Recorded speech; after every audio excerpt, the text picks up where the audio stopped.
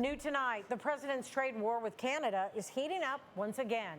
Today, he announced the U.S. will impose 50% tariffs on cars, auto parts, and steel starting January 1st. Trade negotiations collapsed on Friday. After the talks broke down, the president enacted 50% tariffs on $20 billion of Canadian goods. Canadian Prime Minister Mark Carney vowed to retaliate with dollar-for-dollar tariffs starting next month. And it comes as the Trump administration is moving to lower tariffs on imported beef. The president says it's going to be sold at lower prices. You've been paying much more for beef in just the last few years. But some farmers and butcher shops in Kentucky don't feel Trump's move gets to the root of the issue. Isaiah Kim Martinez explains.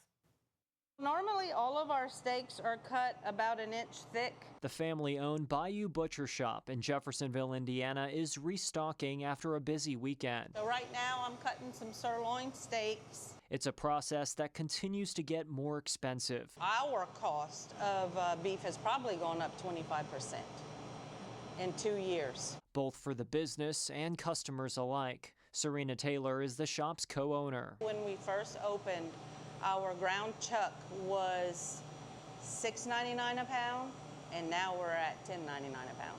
It comes as President Donald Trump says he's making more than 300,000 tons of ground beef imported from other countries tariff-free that'll be sold below market price for 3 months. His Agriculture Secretary, Brooke Rollins, speaking in Iowa. We can get a 25% decrease for families. Usually lower income families rely on ground beef. But Bayou Butcher Shop, which buys only from U.S. suppliers, calls it a temporary fix for a permanent problem as the country faces a historic shortage in beef cattle. We need to get down to the root of the problem here in the U.S. of why do we have a beef shortage and what can we do to make that not the case. Shane Wiseman with the Kentucky Farm Bureau is a cattle farmer from Winchester, east of Lexington. He put the cattle shortage into perspective. The numbers have been declining for about the last 7 or 8 years, and you do this and put more farmers out of business, they're going to continue to decline.